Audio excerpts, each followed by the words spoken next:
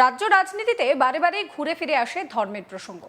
সঙ্গে সম্প্রতি হুমায়ুন কবির যে বাবরি মসজিদের তৈরির উদ্যোগ নিয়েছেন তা নিয়েও বিস্তর চর্চা আলোচনা চলছে। এরই মাঝে বড় খবর, আর সেই ঘটনা ঘটল নবদ্বীপে। এক হিন্দু ব্রাহ্মণ, তার প্রয়াণের পর তার সৎকার করতে এগিয়ে এলেন গ্রামের মুসলিমরা। হিন্দু মতেই শেষকৃত্য সম্পন্ন হলো ওই বৃদ্ধের।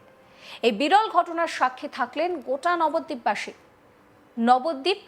নবদ্বীপের মহীশুরা পঞ্চায়েতের উপপ্রধান আকমল শেখ এবং জেলা পরিষদের সদস্যা আরজুবানু খাতুনের উদ্যোগে এই হিন্দু বৃদ্ধের সৎকার হলো নবদ্বীপ মহাশ্মশানে।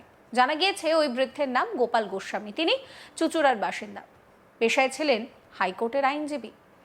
পরবর্তীতে তিনি কোনো কারণবশত তার মাকে নিয়ে চলে আসেন নবদ্বীপের মণিপুরে থাকতেন তিনি। তার মায়ের প্রয়াণের পর একাই থাকতেন গোপালবাবু। পরে গত 3 বছর ধরে তিনি মহীশুরা পঞ্চায়েতের উপপ্রধান আকমল শেখের বাড়িতেই আশ্রয় নিয়েছিলেন।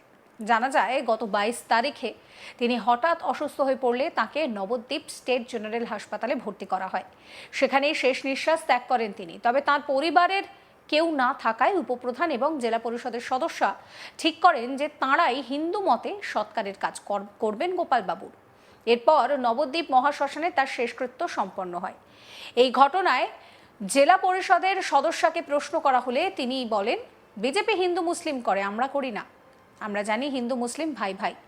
স্থানীয় বাসিন্দা সুশান্ত ঘোষ কি বলছেন শোনাবো।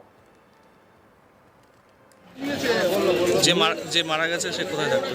সে আমাদের প্রধান সাহেবের স্বপ্নগুলোর জায়গায় থাকতেন। উনি বছর 5 থেকে লকডাউনের পর থেকে উনি একটা বৃদ্ধ বয়স্ক মানুষ, উনি এসে প্রধান সাহেবের কাছে আশ্রয় চায়। উনি আশ্রয় যথেষ্ট ভালোভাবে দেয়। ওনার খাওয়া দাওয়া বা ট্রিটমেন্ট সব নিয়ে করতেন, আমরা নিজের চোখে দেখি। ওনাকে হসপিটালে 4-5 দিন আগে ভর্তি করা, উনি মারা যায়। কালকে রাত্রে আমার কাছে ফোন আসে, আর ওনাদের পাড়ারই যথেষ্ট লোক উনি নিয়ে এসে ভালোভাবে ওনাকে, যাতে আমাকে ফোনে বললো সম্প্রদায়ের লোক ওনারা বললো আমরা তো আর মাটি ফাটি দিতে পারি না, উনি হিন্দু যেহেতু ওনাকে দাহ করার ব্যবস্থা আমাকে বললো তুমি করো, আমরা তোমার সাথে আছি। এবং ওনারা সবাই এসে যথেষ্ট পরিমাণে ঠিকঠাক করে আমরা চেষ্টা করছি ওনাকে দাহ। এই নিয়ে আমার কালিক সুরজিৎ দাস একটি রিপোর্ট দিয়েছেন, সেই রিপোর্ট রইল আপনাদের জন্য। হিংসা ছড়াচ্ছে গোটা রাজ্য সহ গোটা দেশে, তখনই হিন্দু মুসলিমের সম্প্রীতির বার্তা উঠে এলো নদিয়ার নবদ্বীপে। বৈষ্ণব নগরী নবদ্বীপেই এক হিন্দু ব্রাহ্মণ বৃদ্ধকে সৎকারে এগিয়ে এলেন মুসলিম পরিবারের লোকজন। এমনই বিরল ঘটনার সাক্ষী থাকলো গোটা নবদ্বীপ তথা গোটা নদিয়াবাসী।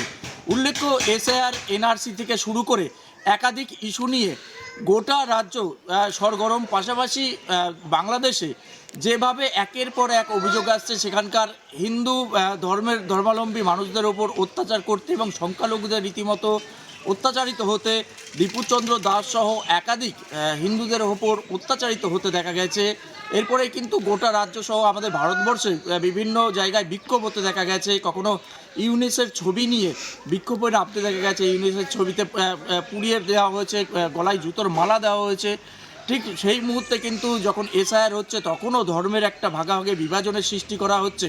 যখন গোটা রাজ্য তথা দেশ নির্বাচনের আগে ধর্ম নিয়ে রাজনীতির তুঙ্গে, পাশাপাশি শুধুমাত্র এই হিন্দুদের উপর এবং সংখ্যালঘুদের উপর অত্যাচার নয়, কোথাও মসজিদ মন্দির নিয়েও কিন্তু রাজনীতির সৃষ্টি হয়েছে। সেই জায়গায় দাঁড়িয়ে এই নবদ্বীপের ঘটনা কিন্তু অন্য মাত্রা বহন করলো। যেটা জানা যায়, নবদ্বীপের বাসিন্দা গোপাল গোস্বামী, তিনি পেশায় আইনজীবী ছিলেন। দীর্ঘ 3 বছর ধরে তিনি নবদ্বীপে তার মাকে সঙ্গে নিয়ে থাকতেন। তার মা মারা যাওয়ার পর তিনি একাই থাকতেন। সেখানেই তার কিন্তু যখন গত 22 তারিখে মৃত্যুবরণ হয়, ঠিক তখনই তাকে নিয়ে যাওয়ার মতো কেউ ছিল না। তখনই সেখানকার মুসলিম পরিবারের বেশ কয়েকজন এগিয়ে আসে এবং তাকে রীতিমতো তার মৃতদেহ সৎকারের জন্য তারা শ্মশানে নিয়ে যায়। শুধু শ্মশানে নিয়ে যাওয়াই নয়, হিন্দু ধর্মে যেটা লেখা রয়েছে, অর্থাৎ হরির নাম সংকীর্তন করে সৎকার করতে নিয়ে যাওয়া, ঠিক মুসলিম সম্প্রদায়ের মানুষজন সেটাই করেন। পাশাপাশি তার সৎকারও করেন। রীতিমতো এই ঘটনায় গোটা নবদ্বীপবাসীর কিন্তু সম্প্রীতির বার্তা আবার নতুন করে উঠে এলো। সমস্ত খবরের আপডেটের জন্য আপনাদের নজর থাকুক আজ তাক বাংলায়। চ্যানেলটিকে সাবস্ক্রাইব করতে ভুলবেন না।